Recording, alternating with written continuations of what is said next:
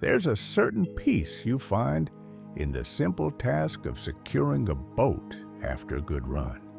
Your hands knowing the rhythm of the rope, the wind just nudging the water. It's in these moments, when the world quiets down, that memories have a way of floating to the surface. Before we continue, tell us, where in the world are you watching from? Drop it in the comments below. And if you enjoy this story, don't forget to like the video and subscribe for more powerful content like this.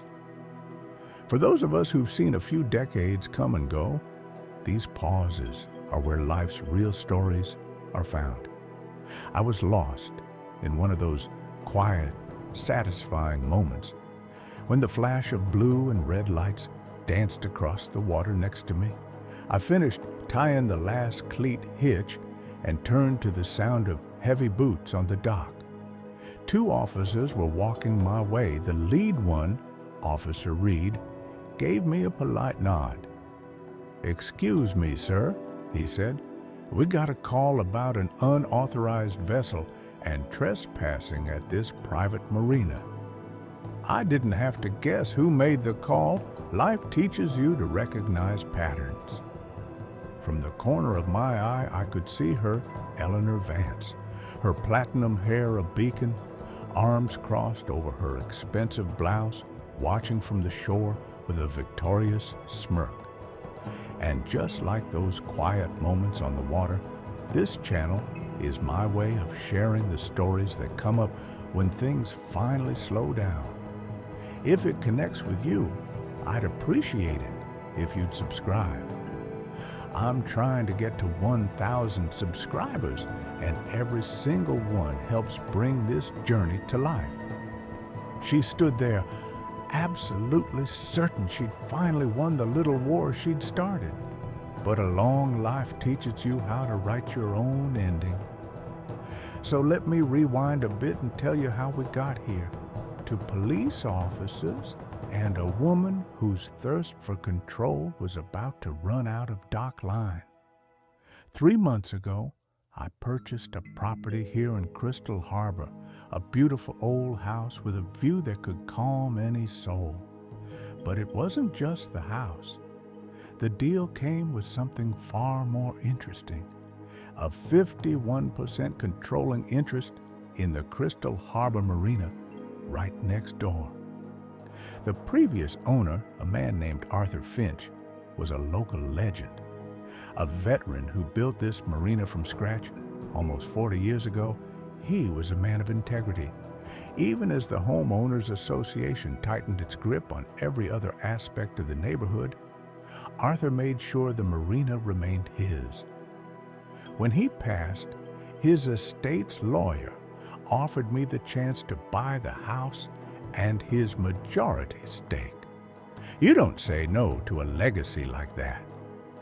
Eleanor Vance, on the other hand, had been the self-appointed HOA president for nearly a decade. She ruled the neighborhood with an iron fist, deciding who was and wasn't worthy of enjoying the waterfront. The first week I moved in, she arrived at my door with a smile that didn't reach her eyes and a binder thick enough to stop a door. "Welcome to Crystal Harbor," she said. "I've highlighted the most crucial HOA rules for you. Pay close attention to sections 4 through 17. They're about watercraft regulations." I thanked her and put the binder aside. That was my first mistake. People like her expect you to bow. When I launched my boat, a 24-foot cruiser I'd restored myself, she materialized on the ramp, clipboard in hand. "You can't put that in the water without HOA approval," she declared. I told her I lived at 22 Harbor View and that the property came with marina rights. Her face tightened. "That doesn't matter. All boats must be approved by the board." I gave her a calm smile. "Actually, Eleanor, I don't just have rights. I own 51% of this marina. It came with Arthur Finch's property." she turned a fascinating shade of red. That should have been the end, but for people like Eleanor, it was a declaration of war. Over the next few weeks, she unleashed a full-scale campaign. Emails went out to the entire neighborhood warning of a rogue vessel that would destroy property values. She claimed I was an outsider who didn't respect community standards. She tried to poison the well, and soon neighbors who used to wave would just stare. Formal complaints were filed with every agency she could think of. I answered every single one with calm professionalism and a thick folder of documents. But she wasn't looking for a legal win. She was trying to wear me down. Then came the pictures. Hundreds of photos of my boat from every conceivable angle. She claimed it violated some unwritten aesthetic guideline, measured the distance from the dock to the water, and insisted I was inches over a limit that didn't exist. The whole thing came to a head at the next HOA meeting. Eleanor stood at the podium, presenting a slideshow titled "The Boat Problem, a Danger to Our Community." When she finished, I calmly walked to the front, plugged my phone into the projector, and pulled up the original marina deed and incorporation papers. "As you can see," I began, "the marina is a private entity. The majority owner, me, holds full authority over its operations. The HOA has no jurisdiction here." A hush fell over the room. Eleanor was speechless. She stormed out, but that wasn't the end. 2 days later, she dialed 911. That brings us back to the flashing lights. Officer Reed listened to my side, examined my documents, and his partner, Officer Gibson, couldn't hide his smile. Finally, Officer Reed turned to her. "Ma'am, this man owns the marina. He can't trespass on his own property."